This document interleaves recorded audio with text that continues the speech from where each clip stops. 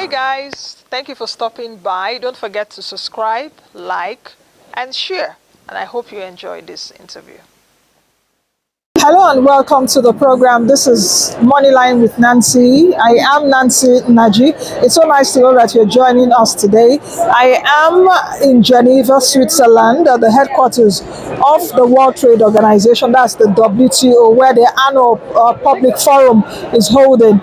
In commemoration with the 30th year or the 30th anniversary of the World Trade Organization, this report was launched titled Trade and Inclusiveness, How to Make Trade Work for All. One of the biggest takeaways from this report, according to the World Trade Organization's DG, of course, in her forward in this report, is that trade still has a very transformative role.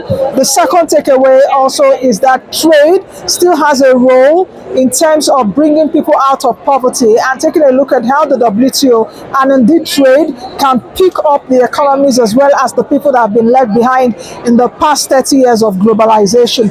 And the third takeaway, of course, is protectionism, which is not a path to inclusive growth. So at this point, let me quickly take a break, and when we return, we will be bringing you the DG of the WTO, Dr. Ngozi Okonjo-Iweala, her speech at the launch of the World Trade Organization's trade report for this year. Let's quickly take a break and we'll bring you just that. Do stay.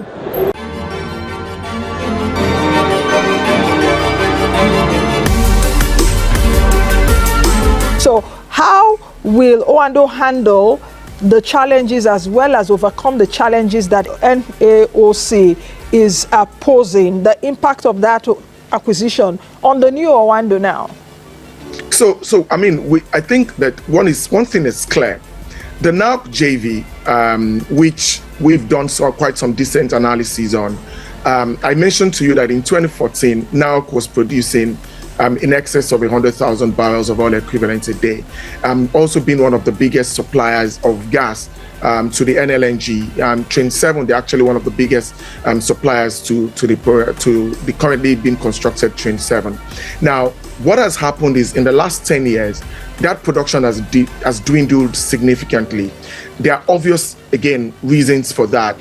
One primary reason for the dwindling of production was the security challenges that everyone knows that has been the problem in the Niger Delta, which is the reason why most of the IOCs have been selling. So what should we now begin to do as Nigerians, perhaps even in our little spaces, because you've been on this for a very long time in terms of putting different fora together to be able to advance our leadership. Then also talk to me about what you'll be doing in the next few weeks, I guess, or few days, as to advancing the course of leadership in the country. So wherever there is huge deficit of leadership capital, every thinking individual must begin to think about the context. What do I do to increase my leadership capital? Every organization that wants to be really, really serious and is thinking of future must think about how do we create a future that works. The only way you do that is to strengthen the leadership capital of your team.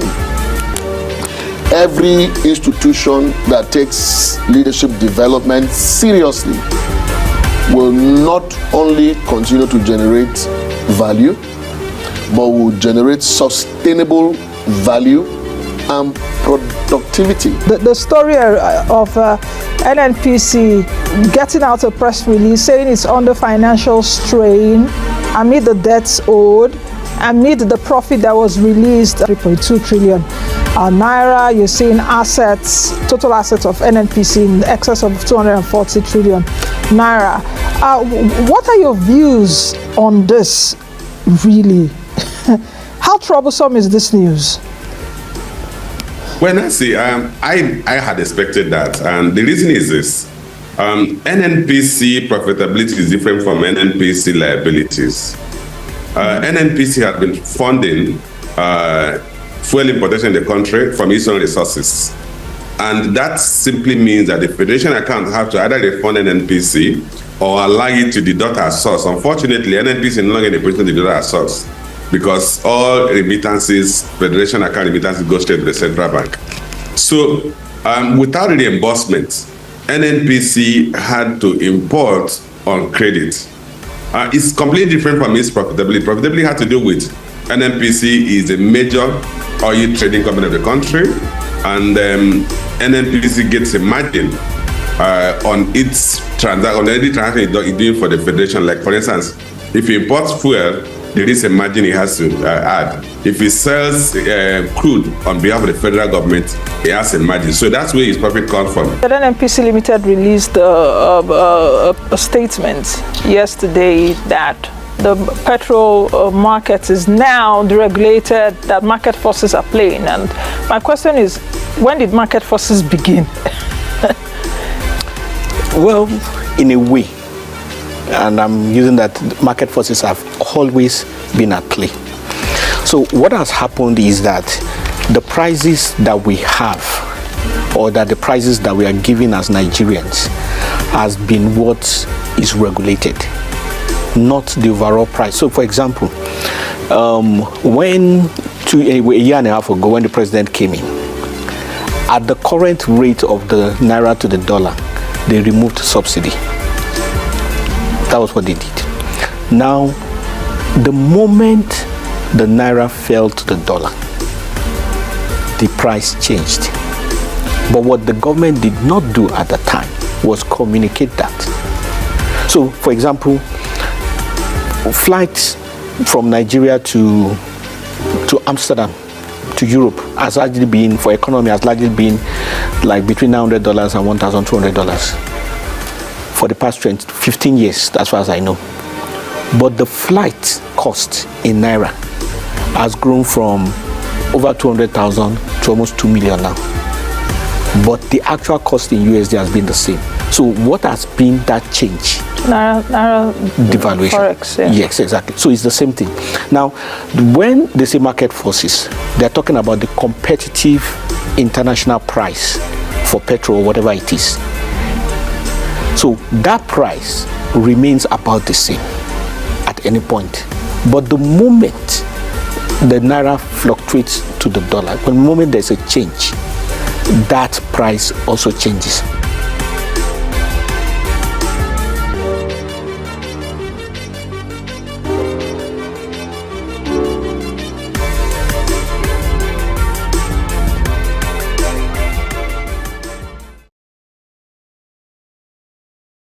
Pandemic.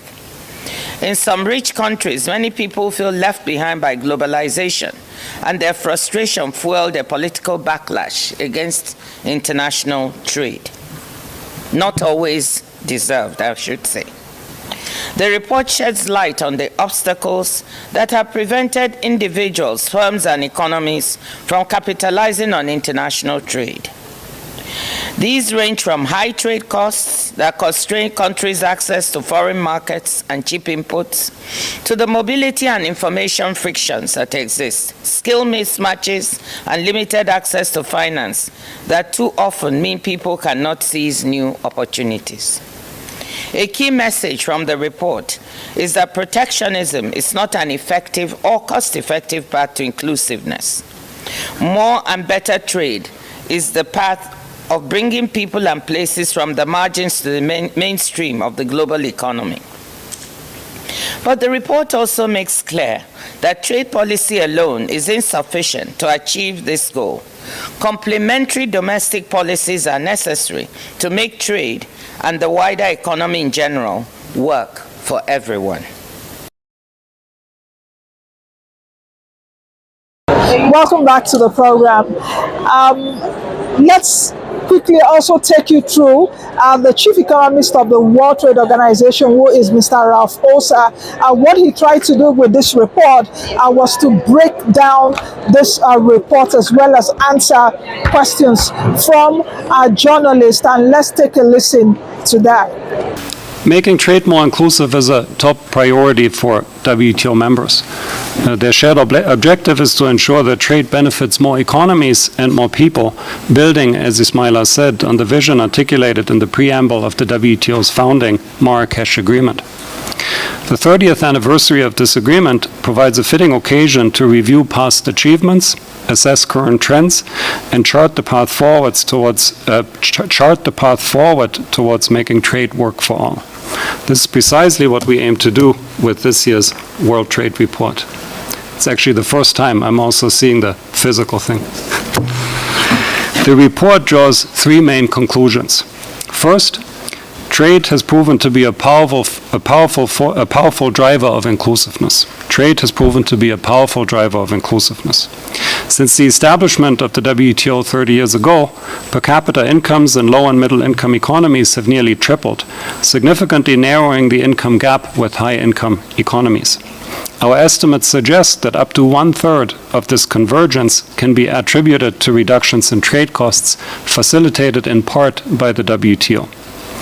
This trade-led convergence has had a transformative impact on the lives of hundreds of millions of people. The share of people living in extreme poverty in low and middle income economies dropped from 40% to around 11% since 1995, while the share of trade in these economies' GDP doubled from about 16% to 32%. Contrary to popular belief, income inequality within economies has not increased on average over the past 30 years.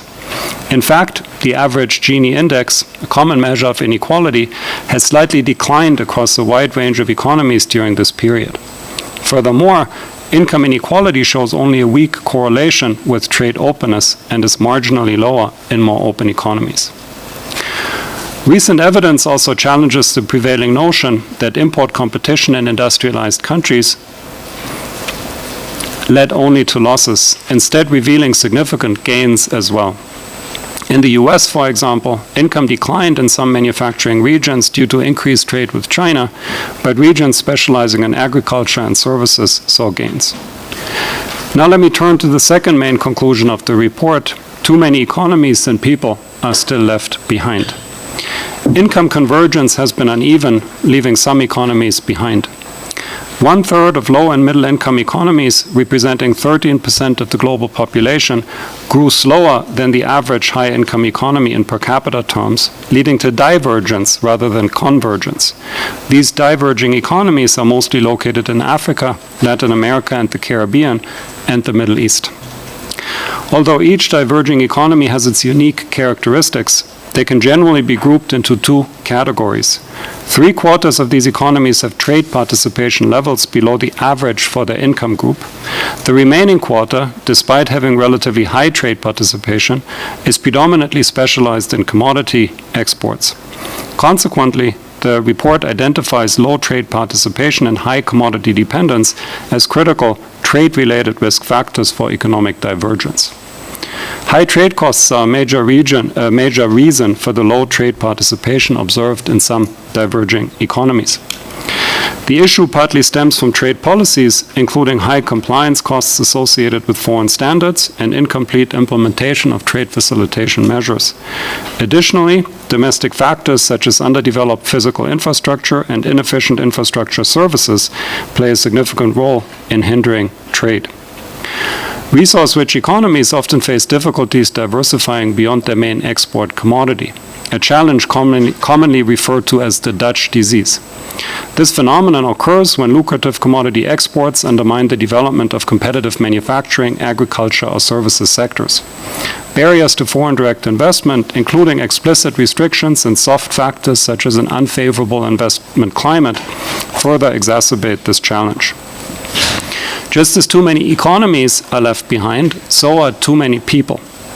One aspect that receives particular attention is within-country income inequality, which despite the slight decline over the last 30 years, remains high in absolute terms. It is thus understandable that discussions about trade and inclusiveness are often framed as debates about trade and income inequality. However, as we have established, trade integration is not strongly correlated with income inequality. It increases income inequality in some economies while reducing it in others. A more helpful approach is to examine how fairly the gains from trade are shared. A crucial yet overlooked component of the gains from trade are the consumer benefits from lower prices and increased product variety. Research shows that these gains disproportionately benefit low-income households, which tend to spend a larger share of their income on imported goods, such as food, and less on non-traded services, such as restaurants. These consumer benefits arise from productivity gains as workers and capital move from less productive to more productive firms, sectors, or region, leveraging comparative advantages and economies of scale. Conversely, less productive firms, sectors, or region lose resources, including workers, due to import competition. This dynamic means that some workers gain while others lose from international trade. The overall impact is shaped by a combination of import competition, access to cheaper foreign inputs, and export opportunities, which can vary significantly across different economies and even among similar workers. While it's therefore challenging to make broad generalizations about who benefits and who loses, one point is clear. Protectionist policies are not effective in safeguarding workers, as they too result in winners and losers within the economy. What truly impedes a fair distribution of the gains from trade are the barriers that prevent workers from moving towards new opportunities. Studies suggest that the costs for workers to switch sectors or occupations following trade shocks can amount to several times their annual wage. The report thus takes an in-depth look at these barriers, emphasizing that most are rooted in domestic policies rather than trade policy. Key obstacles include limited access to education, inefficient capital markets, and inadequate labor market regulations. The bottom line of our analysis is this: less trade will not promote inclusiveness, nor will trade alone. True inclusiveness demands a comprehensive strategy, one that integrates open trade with complementary domestic policies and effective international cooperation. And that's the third main conclusion of the report. For the WTO, the immediate priority is to uphold an open, predictable, and non-discriminatory multilateral trading system, a task that is becoming increasingly challenging in today's complex environment. This includes restoring a fully functioning and accessible dispute settlement system, a goal that WTO members are actively pursuing. However, the report also underscores the importance of policy coherence. The complex trade and challenges we face today, given by mega trends like climate change, digital transformation, and geopolitical tensions, demand a WTO and approach. This approach involves collaboration with other international organizations to ensure that trade policies are effectively integrated with broader domestic and international policy frameworks. Digital trade, for example, presents significant opportunities for less integrated economies, but also for micro, small, and medium-sized enterprises and women. Realizing these opportunities requires open trade combined with complementary investments in areas such as education and digital infrastructure. International initiatives that leverage the unique expertise of different international organizations can thus play a critical role in fostering more inclusive trade. To conclude, let me reiterate the report's three main findings. First, trade has a proven track record as a powerful driver of inclusiveness. Second, despite the success, too many economies and individuals remain excluded from its benefits. And third, bridging this gap necessitates a comprehensive strategy, one that integrates open trade with complementary domestic policies and fosters greater international cooperation. Thank you very much for your attention, and thank you also to the team. Thank you, Ralph, for this comprehensive introduction. So now we'll open it up to questions. If you have a question, just please raise your hand and announce your organization. Nancy, you've been waiting. Thank you for your patience. Thank you. I also just want to ask an addendum to what he mentioned, especially regarding, economies in Africa. Let me put it that way, because the DG earlier had said that trade helps to reduce poverty across the world and in Africa. And we know that a lot of African countries are dependent on commodities, export, and all of that. You did mention earlier on that the WTO too is taking a look at digital and green jobs. But how is the WTO working with African countries, especially around the fact that many African countries are still trying to develop with their commodities?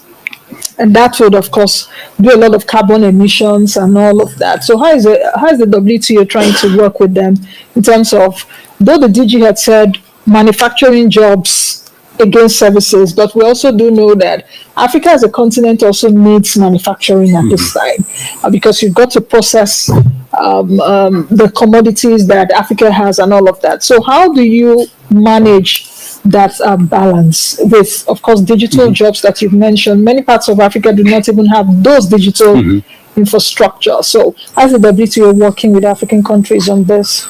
So thank you very much. Also, excellent question. And, as I was arguing before, I think, diversifying away from this commodity dependence is an important task, is important for countries to address. And I think the WTO can help. It can help in various ways.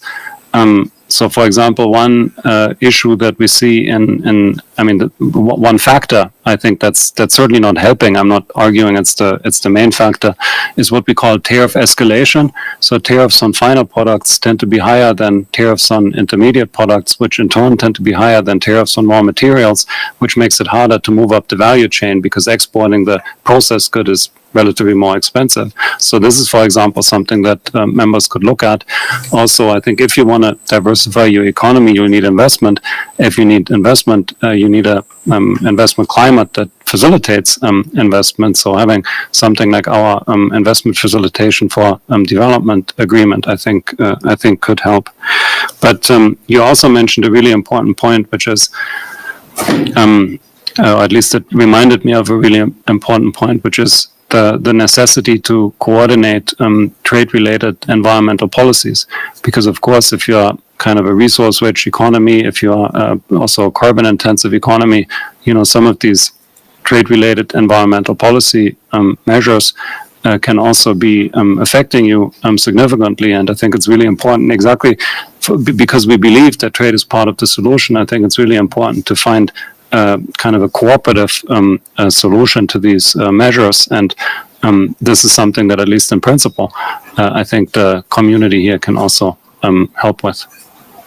One of the most striking findings of the report is a correlation between the speed of convergence of low and middle income economies on the one hand and high income economies on the other hand, and how that speed of convergence is correlated to trade integration. And as you rightly noted, that speed of convergence is increasing until the global financial crisis, and then it's decreasing. It's still positive, but it's decreasing. And then, when we hit the pandemic, for some time, it was also reversed. So the question is, what can the WTO do to kind of reignite this dynamic, this convergence dynamic? And we basically, beyond, just maintaining an open, predictable and rules-based multilateral trading system, the report identifies kind of three main areas where the WTO can help. One area is just the implementation of existing WTO rules and commitments. For example, if you look at the trade facilitation agreement, it's extremely beneficial to international trade. It has already increased global trade flows by $231 billion US dollars, but the implementation rate in some developing countries, particularly least developed countries, is not so high. So we can do more there. Then also the second, so besides improving the implementation of agreements, of course, we also need to update our rule book. And as you know, members are also working on that. I mean, the future of trade, we always say, is as in services, is digital and is green. And we need to make sure that our rules also reflect this future. I think members have made important progress in that direction. We have a services domestic regulation, at least plurilateral agreement, investment facilitation for development, fisheries subsidies agreement, and so on and so forth, e-commerce stabilized text. But I think more can be done there also. And then lastly, I think one thing this organization is actually very effective at is simply information sharing, which is so important, I think, in the current environment, where countries can really just learn from each other, how to make trade more inclusive. And then on India, just very briefly, so we didn't look at individual countries, so I don't have a good explanation for one particular data point there. Thank you, Ralph. Joel. Thank you very much. I don't know if you hear me. My name is Joel Asoko. I contribute to Center for Africa, and I'm from Cote d'Ivoire. I was here last year for the press report. And reading the press report, there were many. There was a lot of emphasis on the risk of deglobalization. This year, I don't feel that same, if not fear or apprehension in this new report. I know we have to talk about the new report, but I was just trying to understand if there has been any change in maybe the global atmosphere or what the data show or whatever you felt that decreased maybe those tension. Thank you very much. A great question. So the way I see the two reports relate is that, last year it was really about trying to address the overall narrative. And the way I see it is that, the reason we have a globalization crisis is because people increasingly view as trade as part of the problem when it comes to maintaining peace and security, when it comes to reducing poverty and inequality, and also when it comes to achieving a sustainable economy. So last year we wanted to put kind of a big picture narrative out that shows that actually trade can be part of the solution if it's conducted correctly. But it was a bit of a let's say positive spin on the story.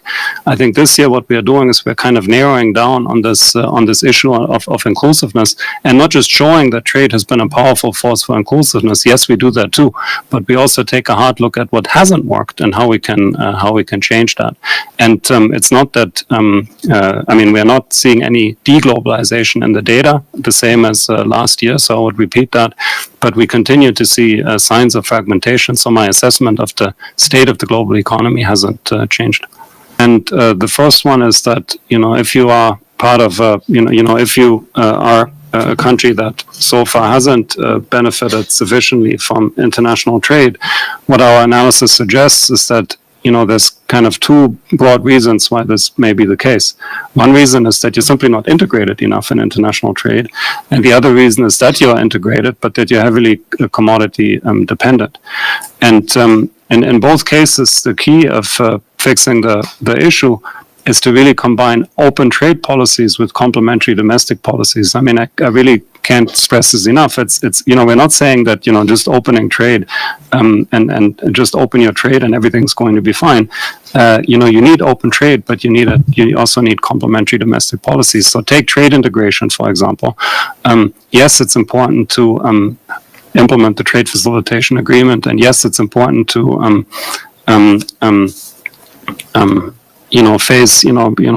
have low tariffs and so on. But it's also important to reduce trade costs in other ways, for example, by improving physical infrastructure, for example, by improving transportation, by improving infrastructure services, transportation services. And similarly, if you think about diversifying the economy, I mean, yes, it's important that we have no tariff escalation, and yes, it's important that we take the investment facilitation measures, for example.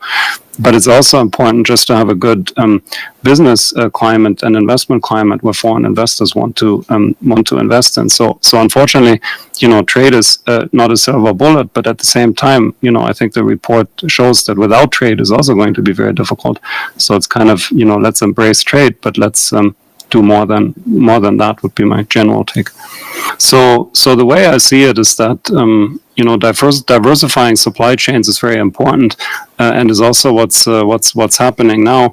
It's important for many reasons, but one reason I could maybe highlight is just the economic security that comes with it. I mean, if you want, if we live in a world where there's increasing prevalence of shocks, for example, including supply shocks, of course you don't want to have to rely on one particular country to resolve them. So what you want is kind of open multilateral trade, because that's what gives you the outside options that you need in time of crisis. So diversification, I think, is a good thing. The concern that we have with fragmentation is that it basically undermines to some extent the inclusiveness or the comprehensiveness, let's say, of this diversification strategy. But of course, we also see it unfolding, and would also even view it for the countries that are maybe then part of these regional supply chains also has a great opportunity for development. So, I think there's nothing wrong with it. We just have to make sure that it stays kind of broad enough and inclusive enough. But so why did we focus on inclusiveness? So last year we kind of wrote a very big picture report on inclusiveness, sustainability, and security,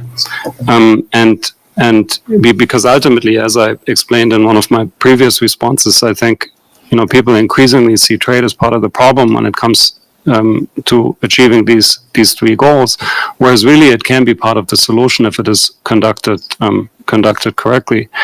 Now, with security, we also mean economic security, and we had a report on resilience during the right after the COVID pandemic, sustainability, we also had a report just dedicated to that. So in some sense, this inclusiveness report now was necessary to complete the trilogy. My English escapes me there, but you know what I'm trying to say. Trilogy, exactly. I don't watch any movies. My wife complains about that all the time, so I don't know these words sometimes. But obviously, it's also a very topical issue. It's a very topical issue at the WTO, and it's a topical issue also because we're celebrating the 30th anniversary of the Marrakesh Agreement, and the Marrakesh Agreement was all about sustainable development, and this is of course an important aspect of it. Now, what do we mean by inclusiveness?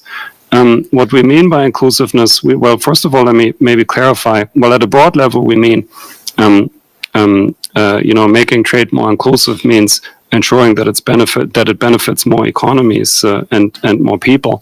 And in the report, we kind of highlight that there's two dimensions of this. One is the between country inclusiveness, and the other one is the within country inclusiveness. And the measures we adopt in the report. So for between country inclusiveness, we just look at the growth rate convergence. So how much, how much faster do low and middle income countries grow relative to high income countries? And when we look at the within country dimension, we just look at the Gini index.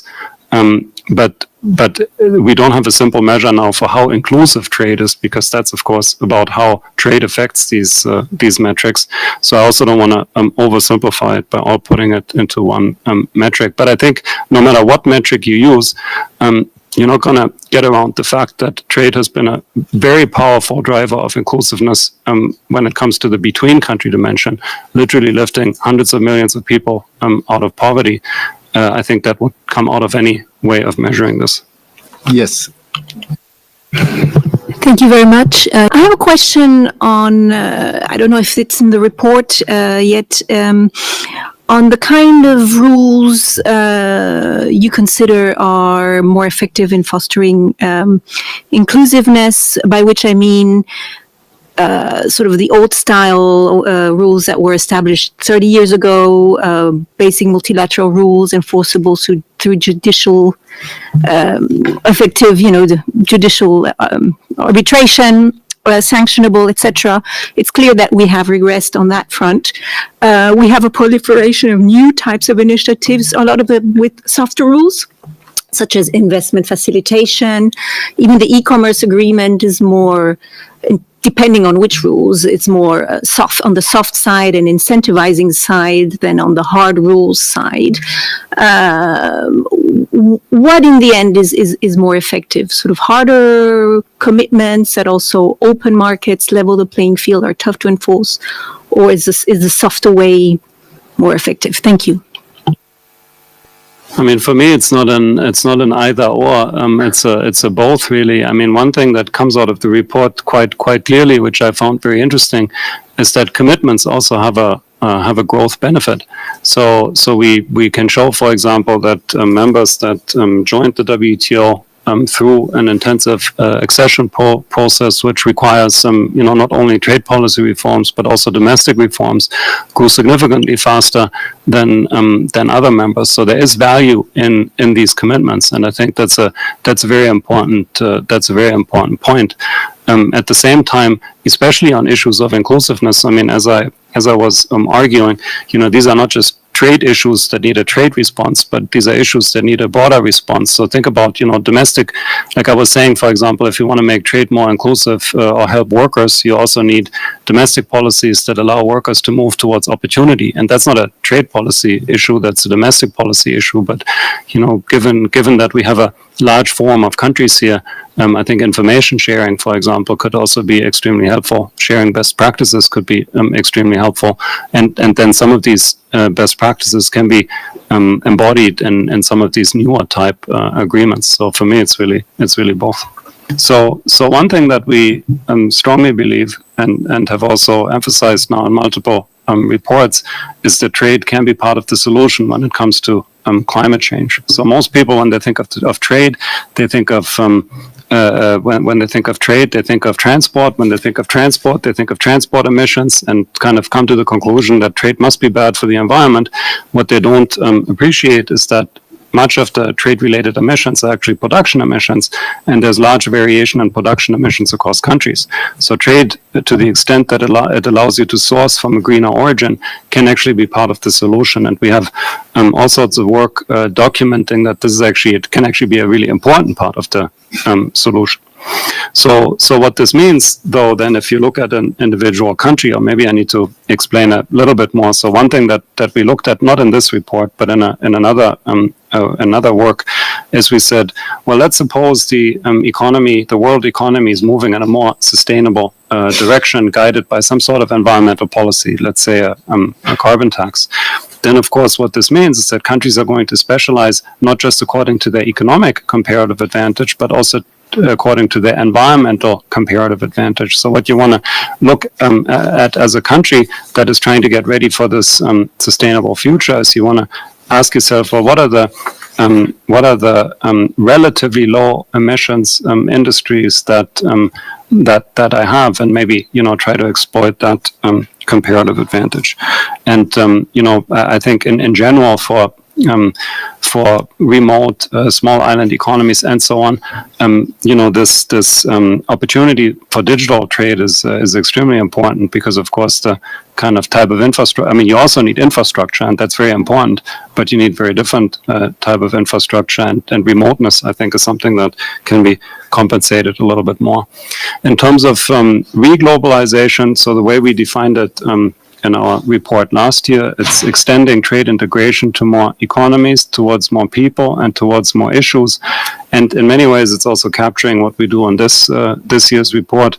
Basically, just try to make sure that the gains from international trade are shared more equally, both across and also within economies. Welcome back. Let's quickly take a break, and when we return from the break, I caught up with Nigeria's ambassador to the WTO, Ambassador Adamu Abdulhamid, as well as the ED and Chief Executive Officer of the Nigeria Export Promotion Council, NEPC, Mrs. Noye Ayeni. I'll be bringing you the short chats that I had with both of them, and we will definitely, their answers around the role of Nigeria, especially as Africa's most populous country, and the role of the NEPC, especially in terms of supporting small businesses in Nigeria.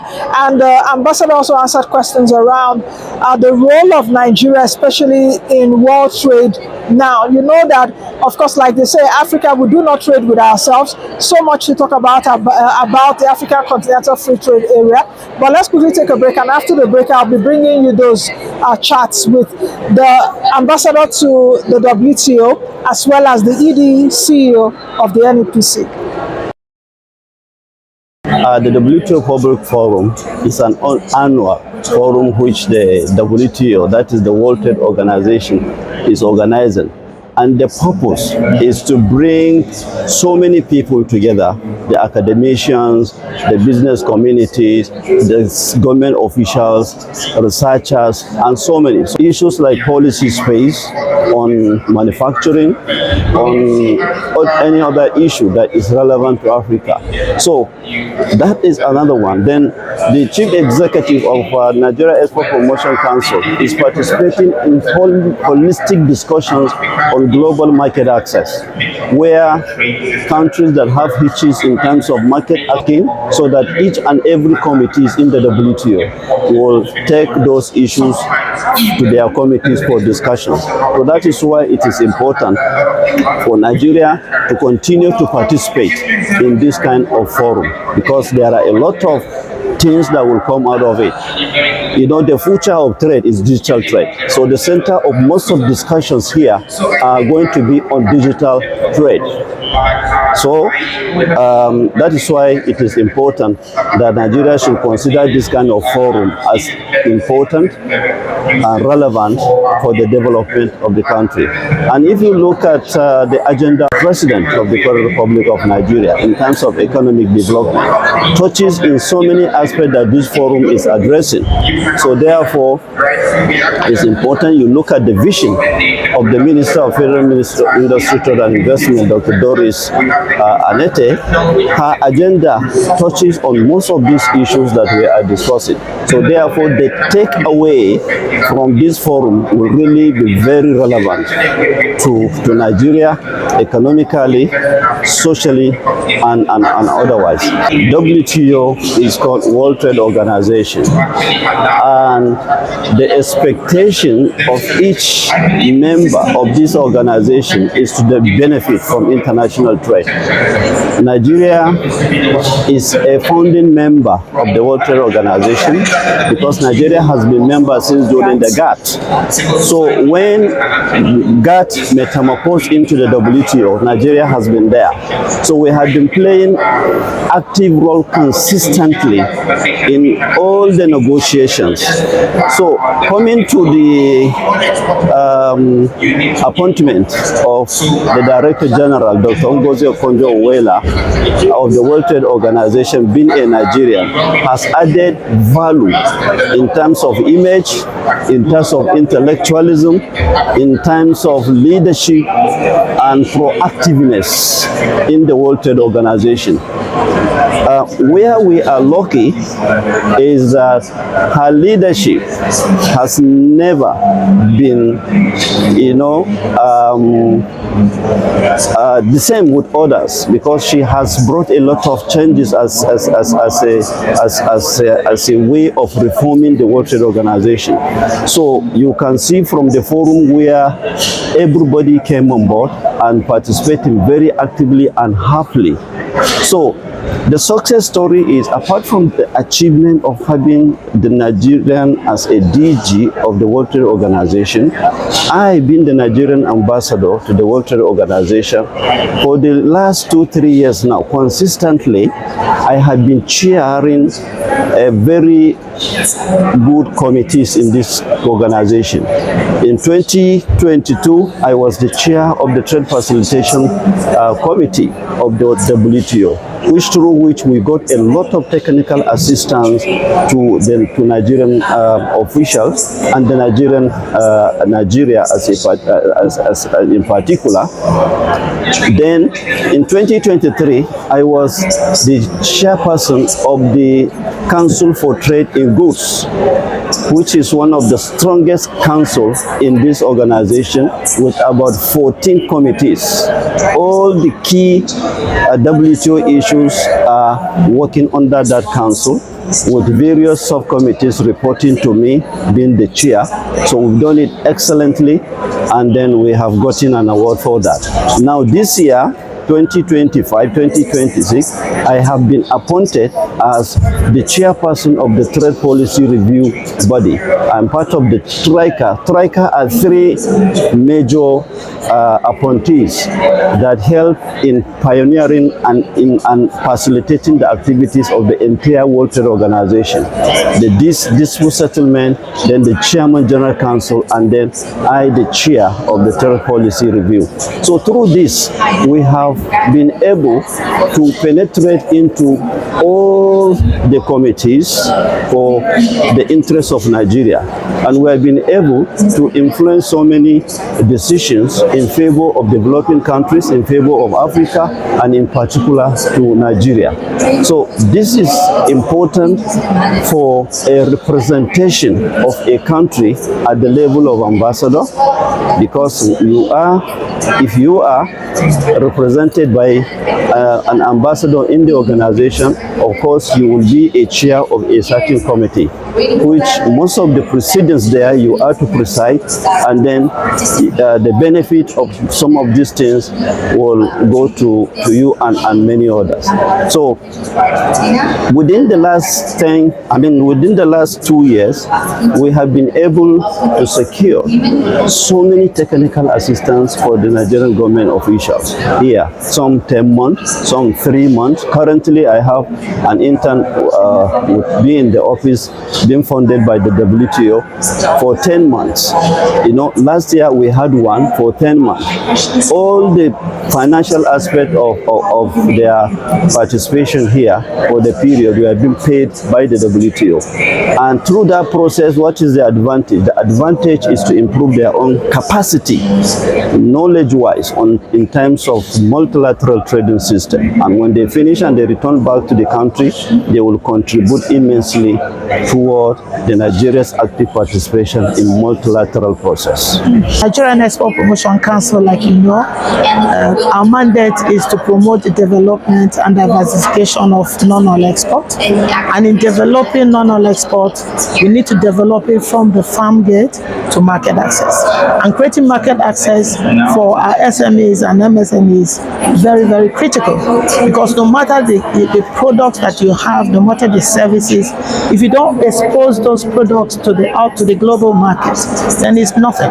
So NEPC over the years have actually embarked on trade missions, on trade fairs. We've been able to take quite a number of MSMEs, women, even some youth and some exporters to various countries, to America. We've gone to China, we've taken them to Europe, we've taken them to even within African countries. So we've taken them to the market to create visibility. We want to create visibility for our products. And two, to also expose them to global best practices. You also need to connect with them to see what other countries from other clients are doing. So exposing them also helps them to improve on what we do in terms of packaging. They see the packaging from other areas. So they've come back to also improve on what they're doing. So as a council, we are also committed to doing that. You know, there's a trade fair coming up in China, in other areas. China is the biggest trading partner of Nigeria. So we're also looking at how we can galvanize and take some of our exporters to China. There's one coming in Paris. We're also trying to look at how we can do it, because trade, like you heard them say, is the solution. Is the solution for economic growth and development. So NEPC is deeply committed to taking our SMEs, our women, to the global market so they can compete effectively in the market. We have so many programs. To start with, I would say that we are committed. Women is very, working with women is transformative, because women, if you train a woman, you've trained a community, and if you train a community, you've trained the whole nation. So we even have a department in the council for women, and we have been working in partnership with WTO and ITC. We've done a whole lot, from training them, capacity building, towards packaging, labeling, and even good agricultural practices. We also have a common facility center in Shaki, where, you know, on shea product. So you have women, and then we've taken particularly women to various trade fairs. And let me speak to certain things in preparing women to be able to compete globally. We must teach them how to also work so that their products will meet up to international standard and quality. So we have what we call the Go Global Go certification. We've trained last year, we trained about 250 women and 250 exporters. The majority of them are women. And this year we already set things in place to train about 400 this year on certification, just to bring their product to quality and standard that is acceptable in the international market. Then we also have the mentorship program. The mentorship program we did last year, there's another one that is currently going on, where we're training women, bringing them together with some exporters that already understand this business, so they teach them the rudiments of export. So that's one product mentorship program. We also have, recently we started this year, we started what we call NEPC Connect. We realized that there's a gap between the exporters and NEPC. So we set up that NEPC Connect to bridge the gap between the exporters and us. And we use that as an opportunity to train them on some of the things that we're doing, open them up to our initiatives. The last one we did, we've actually impacted about 10,000 people. We've done 3 series. We invite people from bankers to speak to them on how they can access cheap source of funds. We've invited them from customs, from inspection agents. So we are building capacity of the women from the farm gate to market access. And some of them have already started exporting. There is also another thing that is very important to us in the council: export in services. On the 24th of September, we are having the first service export. We are bringing people from payment system, from the banks, we have maybe flutter waves, different people to come together to see how we can harness and look at what's the way forward. Export in services holds the key to economic growth and development, because if you look at last GDP of last year, the GDP coming from services more than even agricultural products. So we are committed in the council to working with the development partners and different agencies and different stakeholders to see how we can harness the opportunities inherent in service. And like you heard, he said service is the future and digital trade is the future. So we are committed to that, working with WTO, working with ITC and other development partners. All right, it's a wrap on today's edition of the program. Thank you very much for joining us. I did mention at the beginning of the program that I am here in Geneva, Switzerland. So this week I'll be giving you, proceedings from Geneva. The Public Forum has a lot of sessions, many speakers across the world, many topics. In fact, and I would also say very inclusive, talking about digital trade, green trade, women in trade, youth involvement in trade, technology, amongst others. So trust me, this week you will be seeing proceedings from the Public Forum here at the World Trade Organization in Geneva, Switzerland. I am Nancy Naji. Be the best you can be. I'm going to change that you want to see. Bye now. Thank you for watching. In case this is your first time watching us, thank you. Don't forget to subscribe to the YouTube channel, drop your comments as well as like, and most of all, share our content. Bye.